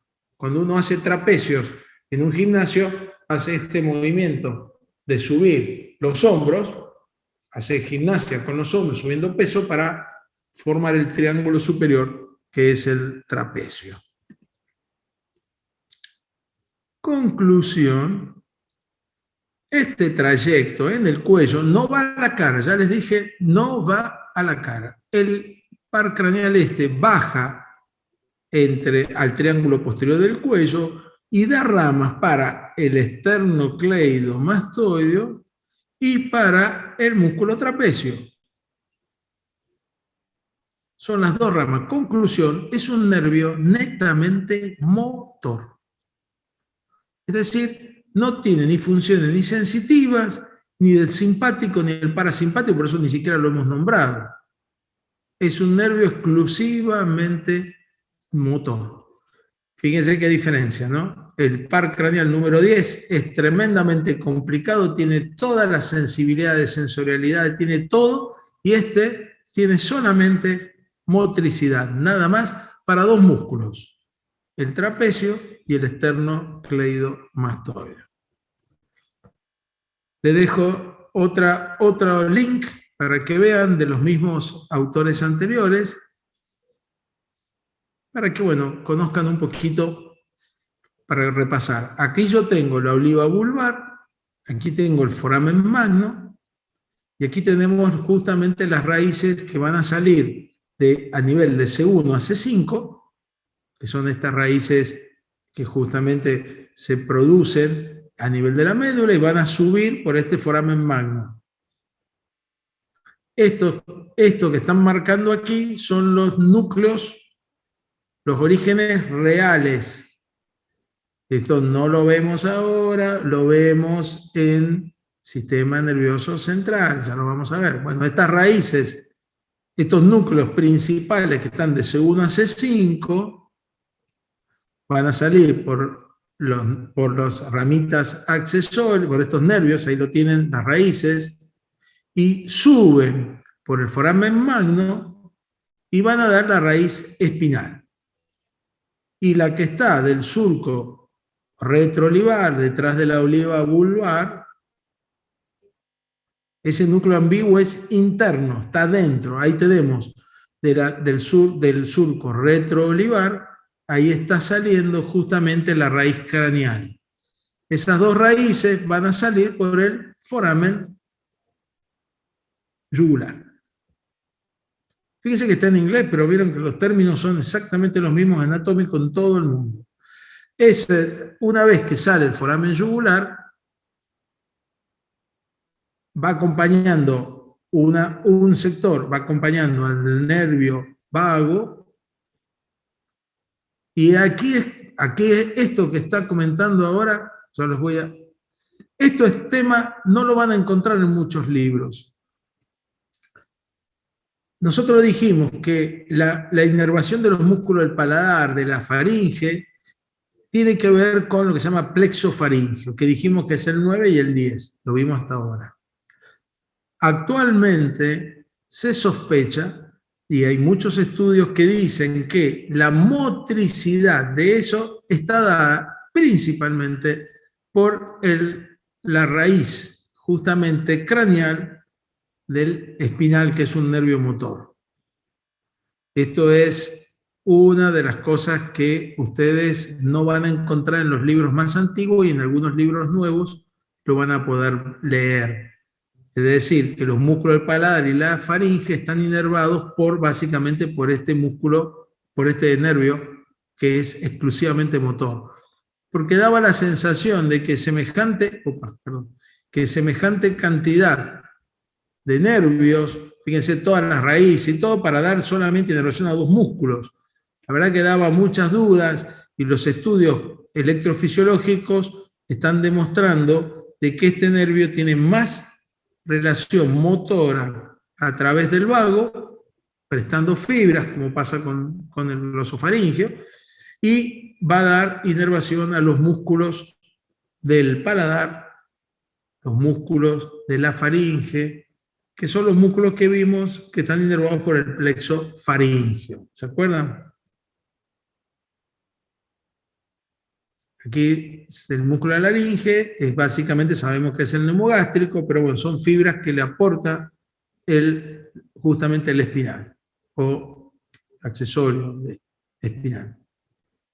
Y las rama espinal es la que da las dos ramas clásicas, que es el trapecio y el esternocleidomastoideo, que son los dos músculos que vimos, que son los que realmente se conoce desde hace muchos años, desde las primeras descripciones anatómicas. Esta parte de aquí es la parte que está en revisión permanentemente. Hay muchos artículos que van cambiando día a día sobre la inervación de estos músculos. El plexo faríngeo, que lo sabemos nosotros, que es el 9 y el 10, las fibras simpáticas transportadas por justamente la fibra simpática a través de las arterias que van a estos músculos, las parasimpáticas por el 10, y ahora le agregan la parte motriz por el 11. Bueno, esto es lo que pasa en un paciente que tiene lesionado el espinal o el nervio accesorio. El trapecio de este lado, fíjense la diferencia con el trapecio. El trapecio funciona, este no. Fíjense, cuando uno contrae, este trapecio sube y este trapecio está frenado. Aquí tenemos exactamente lo mismo. Vamos a ver esta paciente, justamente para que vean. Acá el médico pide justamente que haga la movilización. Esta señorita tiene una lesión del nervio espinal, del par craneal justamente número 11. Entonces, ahí se ve, ahora van a ver, cuando él pide, vamos a avanzar un poquito. Acá está viendo un poco el tema de reflejos. Mírenla acá. Cuando él pide que levante los dos brazos, un brazo puede levantar y el otro prácticamente no lo puede subir. El trapecio no está funcionando. Fíjense ahora, miren la forma de la espalda. El trapecio, como no logra subir el hombro y no logra empujar, ayudar. Y acá tenemos en la espalda justamente la parálisis del trapecio, cómo afecta el movimiento del hombro y el ascenso del hombro. Esto es una parálisis del par craneal número, vamos a ver, acá está viendo justamente la parte de reflejo del miembro que son normales. El problema lo tenemos acá arriba, justamente en el nervio, el accesorio que dijimos que era motor. Bueno, un tema, pensé que lo íbamos a hacer más corto. Hoy me entusiasmé mucho hablando del tema de simpático y parasimpático, pero me parece que es fundamental y entiendan la importancia del par craneal número 10. Me parece que el doctor Barrovecchio por ahí puede agregar algo más de la parte nueva del par craneal número 11, que vuelvo a repetirles, siempre van a haber revisiones. En las partes más antiguas, en los libros más antiguos, el par craneal número 11 prácticamente era nada más que motor para dos músculos, y no se lo nombraba, y se hablaba del plexo faríngeo del 9 y el 10. En las últimas revisiones están incluyéndolo como se los mostré, con el par craneal número 11. Doctor Juan Carlos, si usted quiere agregar algo, quiere hacer un comentario. Sí, es verdad, la revisión que tú dices es cierto, y se hace a través de estudios experimentales con secciones. Ahí mostraste una diapositiva muy interesante donde está el neumogástrico que acopla fibras del accesorio. Entonces, ¿qué se hizo? Te decía antes que los nervios laringeos, por ejemplo, superior e inferior, estaban naciendo directamente del neumogástrico. Esto ya lo hemos explicado en otras oportunidades. Pero, ¿qué ocurrió? Que haciendo estudios experimentales seccionamos el neumogástrico y digamos, bueno, se tienen que paralizar por lo menos los músculos intrínsecos de la laringe. Y se movían. Entonces, ¿qué es lo que está pasando? Seccionamos el fascículo vocal o superior del nervio accesorio y entonces sí se paralizaban las fibras que iban a los músculos intrínsecos de la laringe. Entonces, ahí más o menos se está haciendo toda la revisión actualizada. O sea que vehiculiza el neumogástrico fibras para la laringe que provienen de los núcleos superior o el núcleo vocal del accesorio. Pero, como tú dices, está todo en revisión.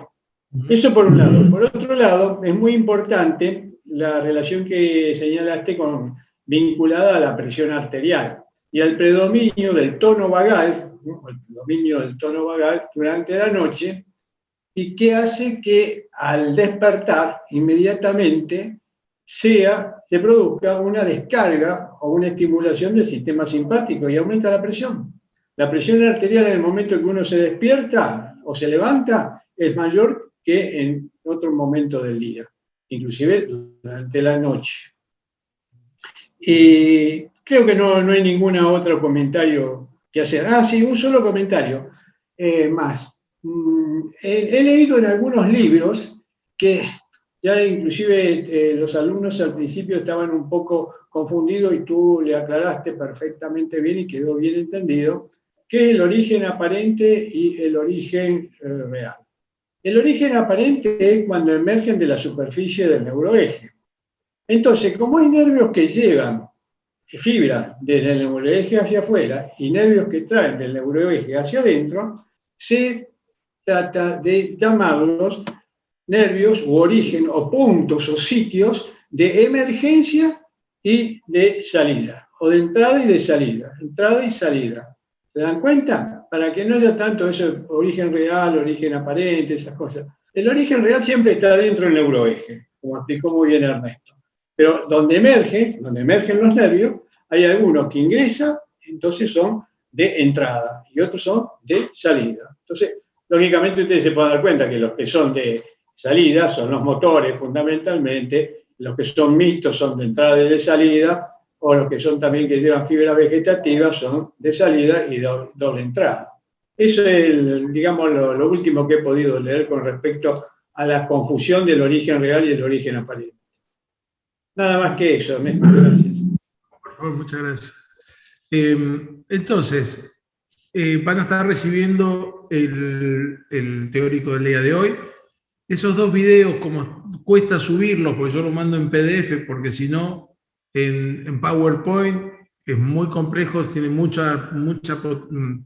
son muy pesados, entonces no los puedo recibir, pero les pongo arriba el link. Aquel que esté interesado puede ver el video que yo les mostré en inglés, pero se entiende perfectamente bien, porque los enlaces de los dos no están disponibles. La terminología anatómica es la misma, así que para que nos conozcan.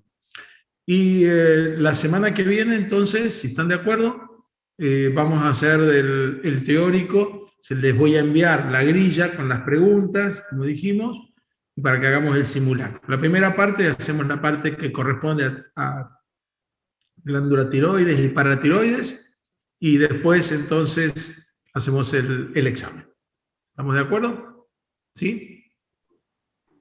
Bueno, sí, profe. Entonces, que tengan todos un buen fin de semana, cuídense mucho. Doctor Juan Carlos, como siempre, un placer. Usted colabora siempre con nosotros. Gracias por la invitación. Hasta la semana que viene y buen fin de semana. Igualmente para todos, ¿eh? Buen fin de semana. Adiós. Chao, gracias. Chao, profe. Gracias, profe. Chao, profe. Chao, profe. Gracias. Kelly. Chao, hasta luego. Adiós, Abril.